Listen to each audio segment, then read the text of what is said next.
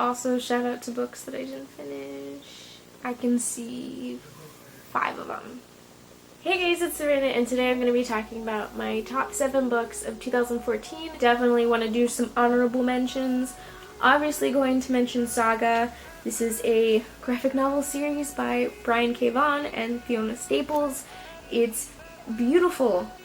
The premise is so interesting. It's about 2 rivaling races who end up falling in love and having a baby, and it kind of follows them as they're trying to escape from these people that they're running from. The artwork inside of it is very interesting and unique. Just the chapter covers are beautiful. I wish this one was the cover for volume 4, but it's not. Also want to give an honorable mention to the Veronica Mars book, $1,000 Tan Line, written by Rob Thomas and someone else. Ride or die with Veronica Mars. I swear there are a lot of things wrong with the novel and a lot of things wrong with the writing, but I just am so in love with these characters and the situations Veronica Mars puts herself in that I just can't not read the books. And I know there's a second one coming out super soon. I think it's in January, and I am fucking excited. I can't wait for it. Number 7 is going to be Sex Criminals by Matt Fraction and Chip Zdarsky. I absolutely loved this graphic novel. It is essentially about 2 people who figure out that they can both stop time every time they orgasm. So that's cool. Loved the premise. This isn't something that I've ever heard of before. The illustrations in this are fucking beautiful. The coloring is beautiful. I just think everything about this was so interesting and unique, and it's intriguing, and if you haven't read this, I highly suggest it. It's probably rated M for maturity, also kind of like Saga, so I'd be aware of that. Number 6 is going to be Pride and Prejudice by Jane Austen. I have been with this book for about 3 months. I struggled a little bit because some parts were slow, and a lot of the wording and the phrasing really wasn't something that I was used to, so I would find myself actually reading it on my phone so that way I could look up definitions. But I really loved the slow building of this relationship between Darcy and Lizzie. I think this is so contrasting to what I've been reading since I've been on booktube that I think it was something that's definitely going to stay with me. This is actually the last book I read in 2014. Finished it on December 31st. Number 5 is going to be Cinder by Marissa Meyer. The Lunar Chronicles is basically a retelling of different characters in fairy tales. This one is based on Cinderella. Absolutely love female protagonists, so every time I read one, it kind of warms my soul. I loved how strong-headed she is and how she isn't afraid to do things. She's a lot of action, Cinder is, and I love that she is the main protagonist in kind of all the books. It's really smart because I feel like she's a character that is going to be strong-willed, but she's going to be smart about it, and I love that. Number 4 is going to be The Invention of Hugo Cabret by Brian Selznick. It is centered around Hugo Cabret, who is essentially living in a train station because he was living with his uncle, but then his uncle died, and he doesn't want to get taken away by the police, so he's basically trying to make sure everything when the clocks in the train station are going well. But then something happens, and it leads on this very large adventure. The illustrations are gorgeous. I would spend 10 minutes looking at the details in like one illustration. They're so beautiful.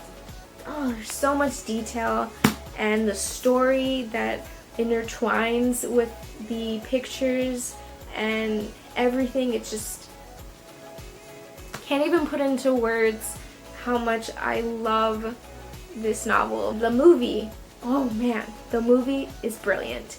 The movie is so on par with this. I love it. And number 3 is going to be The Giver by Lois Lowry. I have no idea where it is right now, but I was absolutely surprised by this book. I didn't think I was going to like it because I know a lot of people had read it, I think in middle school. Didn't know how deep this novel is going to go. I enjoyed everything about it.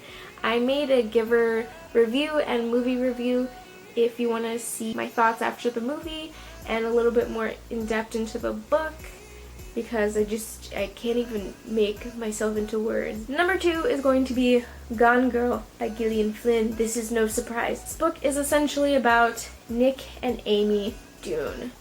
These characters are the most fucked up characters you will ever read about, and they will stay with you forever. Gillian Flynn manages to do the impossible, and she confuses the reader. She makes the reader feel things that they didn't know they were gonna feel. I was completely engrossed in this novel. The plot is addicting. You kind of can't stop putting it down once you get to this certain part because there's so much build-up. Nick and Amy Dune captivated me throughout this whole novel, and I know a lot of people hate the ending, but I think with both of their character developments, it totally fits with how fucked up they are. And the ending is just like this nice little present. The movie was absolutely brilliant. I saw it and I loved it. I was hoping I wasn't going to be disappointed because I love this book so much, and I wasn't. Gillian Flynn's writing is probably what just pushes this book over the top, and it's just why I love it so much. I understand that a lot of this book is very depressing and dark, and it takes you into this world that you kind of don't want to be in, but it just captivated me so much. She is a genius. And I know what you're thinking, if Gone Girl is number 2, what is number 1? I actually read this before I even started booktube, and I don't think I talk about it nearly enough as I need to. And number 1 is going to be The Virgin Suicides by Jeffrey Eugenides. This book is so tragically beautiful. It will almost take you down the road of Gone Girl in the way it's written, but it also has this sarcasm and wit to it that I think is so interesting. This novel is basically centered around the Lisbon sisters and their suicides. I know the premise is super obvious. I mean, it's called The Virgin Suicides, but it didn't affect my reading experiences. I knew certain things were going to happen because I had already seen the movie, but it just, the writing is what makes this book so beautiful and so interesting, and I love it. Ugh. What I think Jeffrey Eugenides does is he takes an interesting twist to it, and he puts it in the point of view of the boys in the neighborhood. And we see the Lisbon sisters as outsiders, as everyone else does. Nobody knows what's going on in the Lisbon sisters' heads or in their household, and that's how Eugenides makes this so interesting, because we will never know what went on in the Lisbon sisters' heads, but we will always want to know more about them. It's this very mysterious and interesting twist to a novel that could have been really boring. The way he chose to do certain things was so interesting and so beautiful. I can't even speak about this book. God, I love it so much. Alright, so that was my top 7 of 2014. I'm going to be doing my resolutions really soon. So look forward to that, and I will see you guys in my next video. Bye! Should I even try to do a thumbnail with all of these? Oh my god. Hey guys, it's Savannah, and today I'm going to be doing my end of the year book haul.